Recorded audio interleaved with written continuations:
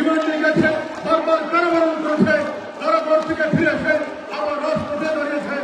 তেমনিভাবে আজকে তিনজন উদ্যোগ বিএনপি, যুবদল, ছাত্রদল, স্বেচ্ছাসেবক দল, শ্রমিক দল, কৃষক দল, মহিলা দল, তরুণ দল, ওলামা দল, মসজিদ দলের নেতা কর্মীরা দীর্ঘকাল কারাগারে ছিল।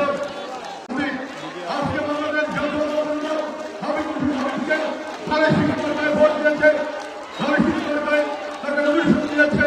এলাকার মানুষ আগামী 12 তারিখ ভোট কেন্দ্রে গিয়ে হাবিবুল হাবিবকে ফাঁসিতে ভোট দিয়ে জয়যুক্ত করে সংসদে নেবেন ইনশাআল্লাহ। এ পর্যায়ে বক্তব্য রাখবেন, যার বক্তব্য শোনার জন্য আমরা অপেক্ষায় রাখি। জননেতা রাষ্ট্র থেকে গড়ে ওঠা একটি জনপ্রিয় নাম আজকের এই সমাবেশের সভাপতি জনাব ইউনুস মির্জা। উপস্থিত আছেন বাংলাদেশ জাতীয়তাবাদী দল, উপস্থিত আছেন বাংলাদেশ জমিয়ত ইসলাম মহাসচিব মওলানা মহিউদ্দিন ইসলাম, উপস্থিত আছেন জমিয়ত ইসলাম ঢাকা মহানগর দক্ষিণের প্রথম যুগ্ম সাধারণ সম্পাদক বিপ্লবী ছাত্রনেতা ঢাকা বিশ্ববিদ্যালয়ের মেধাবী ছাত্রনেতা। ভাই এটা একটু ধরেন তো, আমি ক্লোজ করি ভিডিওটা। উপস্থিত আছেন বাংলাদেশ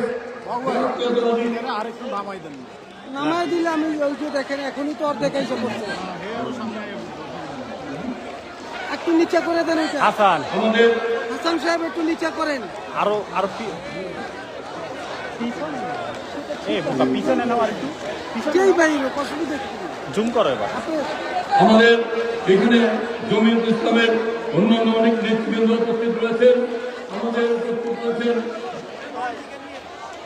জমিয়ত ইসলামের এই আসন থেকে নির্বাচন করতে চেয়েছিলেন, যিনি জোটের কারণে পরবর্তীতে আমাদের সাথে ঐক্যবদ্ধভাবে কাজ করে চলছেন। তিনি প্রার্থিতা প্রত্যাহার করেছেন মৌলানা সাব্বির আহমেদ কাসেমি, সভাপতি জমিয়ত ইসলাম শ্রমিক কারখানা।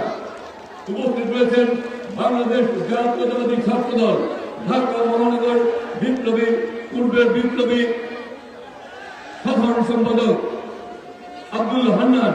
উপস্থিত রয়েছেন বাংলাদেশ জাতীয়তাবাদী দল ঢাকা মহানগরের সাবেক ভারপ্রাপ্ত সাধারণ সম্পাদকের সদস্য সচিব, আজকের এই অনুষ্ঠানের সঞ্চালক ঢাকা মহানগর বিএনপির অন্যতম যুগ্ম জনাব লিটন মাহমুদ।